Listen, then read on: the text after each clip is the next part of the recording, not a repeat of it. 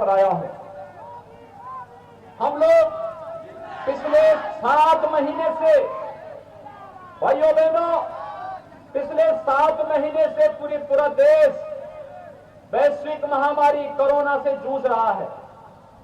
हम सब आभारी हैं प्रधानमंत्री मोदी जी के, जिनके नेतृत्व में भारत ने 135 करोड़ की आबादी को बचाने का कार्य किया है और पूरी ईमानदारी के साथ, पूरी मुस्तैदी के साथ, जिस तत्परता के साथ निर्णय लिए गए, चाहे वह लॉकडाउन का निर्णय रहा हो और लॉकडाउन के बाद उस दौरान गरीबों के लिए दी जाने वाली योजनाओं का आप अनुमान करिए।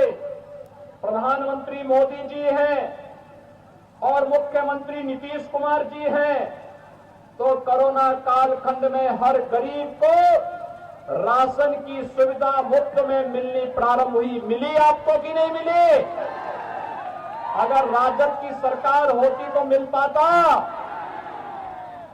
भाइयों बहनों, यही है सरकार। मोदी जी की सरकार केंद्र में थी तो गरीबों के, किसानों के खाते में पैसा पहुंचना प्रारंभ हुआ।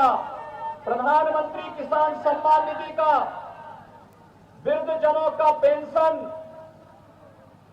निराश्रित महिलाओं का पेंशन, दिव्यांगजनों का पेंशन एडवांस में उनके अकाउंट में पहुंचना प्रारंभ हुआ।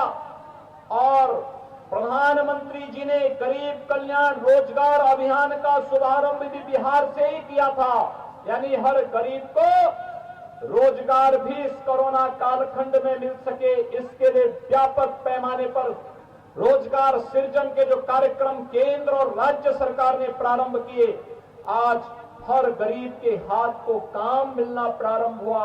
और जब लोकप्रिय जनप्रतिनिधि के रूप में श्री अशोक कुमार सिंह और श्री अश्विनी चौबे जैसे लोकप्रिय नेता हो, तो हर खेत को पानी भी पहुंचाने का कार्य नेताओं ने प्रारंभ किया। एक तरफ विकास की योजनाओं को लेकर के कार्य करने वाली सरकारें और दूसरी तरफ जाति के नाम पर, क्षेत्र के नाम पर, भाषा के नाम पर लड़ाने वाली, व्यापक नरसंहार करने वाली।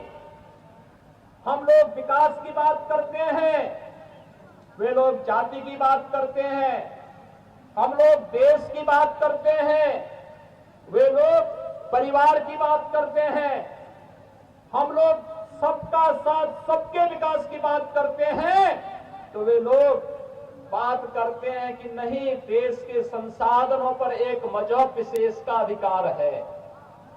ये मानसिकता देश को विघटन की ओर ले जाने की मानसिकता है और भारतीय जनता पार्टी और उसके सहयोगी दलों की मंशा एक भारत श्रेष्ठ भारत की परिकल्पना को साकार करने की है।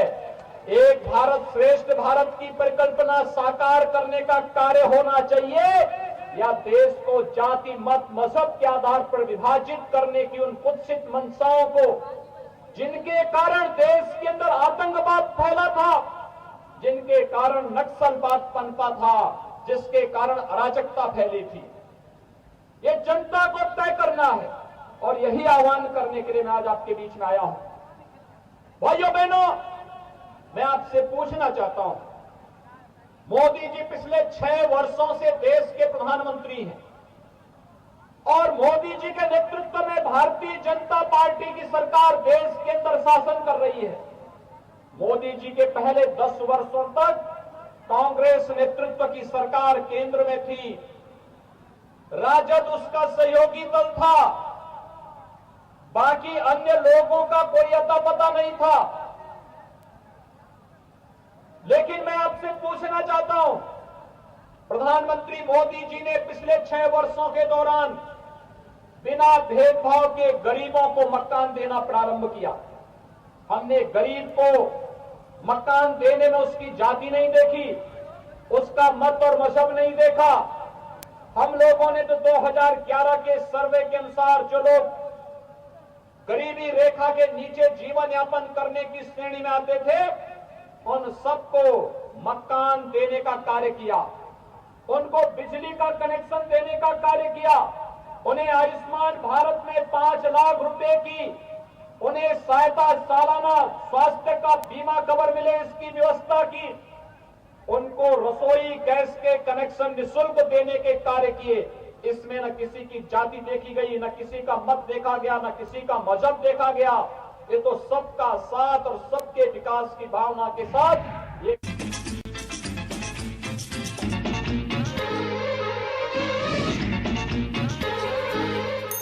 जी। नाम क्या है आपका? कुलदीप सिंह सेठी मेरा नाम है। कुलदीप सिंह सेठी जी। स्वागत है आपका। ये बताइए कि उपचुनाव होने वाले 7 सीटों पर उत्तर प्रदेश के, जी। तो इस बार कौन जीतेगा? आपकी भविष्यवाणी क्या कहती है दारजी? भविष्यवाणी सरकार बेईमान है तो सरकारी कर्मचारी जीतेंगे।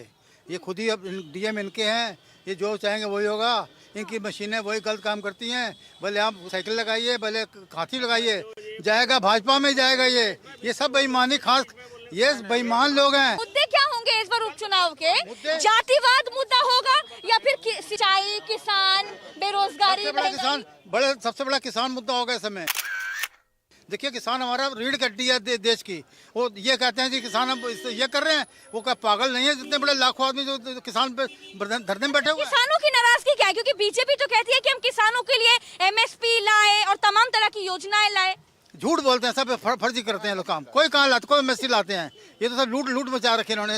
ये दलाल है सब, इनके जितने बैठे हुए सब दलाल लोग बैठे हुए हैं यहाँ पे। मेरी बात सुनिए। मैं ये पेन बनाता हूँ, देखिए मैं पेन बनाता हूँ, आप ये शर्ट बनाती हैं, इसकी कीमत आप लगाती हैं, है ना? और किसान जो पैदा करता है, जो लाखों रुपए लगा के साल में मेहनत करता है बेचारा, और दवाई लाता है कि सुनिए दवाई लगाता है, वो अपनी बेचारा खाद लगाता है।